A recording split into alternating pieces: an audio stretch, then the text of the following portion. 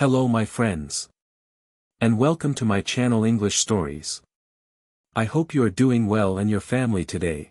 Today, I will tell you a simple Ethiopian story about a poor but loving couple who live happily together until a rich neighbor tries to lure the wife away with promises of wealth and miracles. Let's go. Prologue, the village of kind hearts. In the green highlands of Ethiopia, where the mountains kissed the sky and rivers sang through valleys, there was a small village named Bet-Amhara. The people here lived simple lives. They farmed the land, wove cloth, and raised sheep. Everyone knew their neighbors, and children played freely in the fields. In this village lived a kind weaver named Tay. He was poor but hard-working. Every day, he sat at his wooden loom, weaving soft cotton into cloth for the villagers.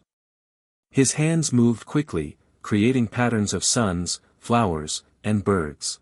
Tay's wife, Salam, was known as the most beautiful woman in the village. Her smile lit up the darkest days, and her voice was as sweet as honey. Though they had little money, Tay and Salam loved each other deeply. They shared their food, laughed together, and never argued. But not far from their small mud house lived a man who wanted to destroy their happiness. Chapter 1, The Rich Neighbor's Jealousy. On a hill overlooking the village stood a grand house made of white stone. This was the home of Abebe, a wealthy merchant. Abebe had everything: gold coins, silk robes, and servants who obeyed his every command. But he was lonely and bitter. His heart was cold, and he hated seeing others happy. One morning, as Abebe rode his horse through the village, he saw Salam singing by the well. Her braided hair shone in the sunlight, and her laughter echoed like music. Abebe's eyes widened. How can this poor weaver have such a treasure? He thought. She should be mine. From that day, Abebe plotted to steal Salam away. Chapter 2, The First Trick, New Clothes. Abebe waited for Tay to leave for work. Every day, Tay walked to his brother's barley fields to help with the harvest. While he was gone, Abebe visited Salam. "Good morning, Salam," he said, pretending to be friendly. "That dress you're wearing, it's so old. Why doesn't your husband buy you something new? If you were my wife, I'd dress you in silk." Salam frowned. "Tay loves me. We don't need fancy clothes." But Abebe returned the next day. And the next. Each time, he criticized Tay.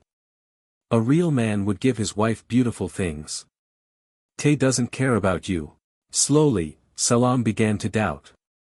One evening, she said to Tay, "I need a new dress. This one is torn." Tay sighed. He had saved coins to fix his broken loom. But seeing Salam's sad face, he said, "I'll sell my tools tomorrow and buy you cloth."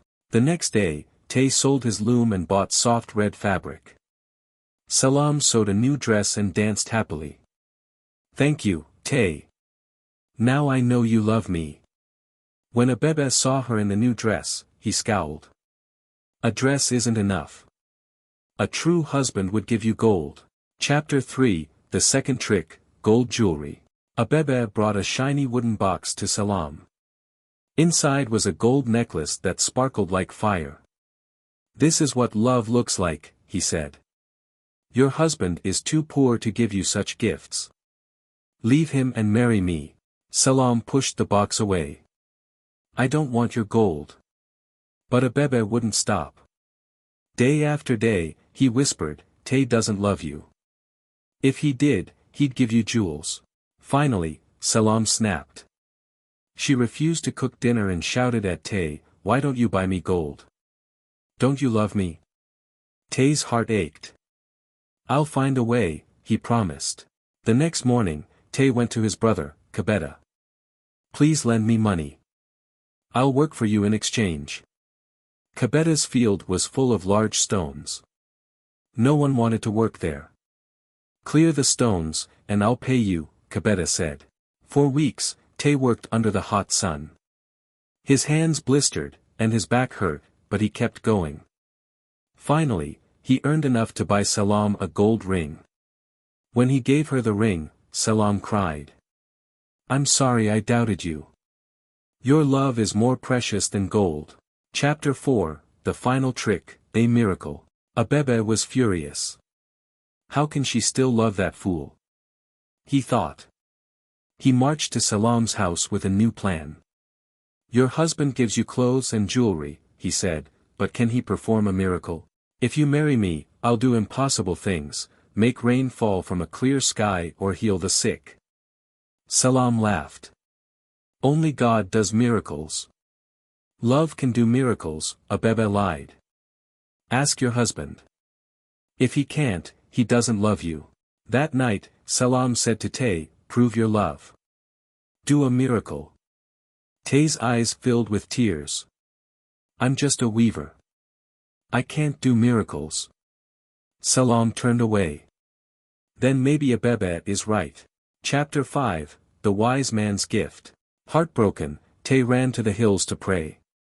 God, help me save my wife, he begged. As he prayed, an old man with a long white beard appeared. He held 2 sticks, one black, one white. These are magic, he said. The black stick turns people into donkeys. The white stick turns them back. Use them wisely. Tay thanked the man and hurried home. Chapter 6, The Donkey Spell. Tay showed Salam the sticks. I'll prove my love, he said. He touched her shoulder with the black stick. Poof! Salam turned into a brown donkey. Tay quickly touched her with the white stick, and she became human again. Salam hugged him tightly. I'm sorry. Abebe poisoned my mind.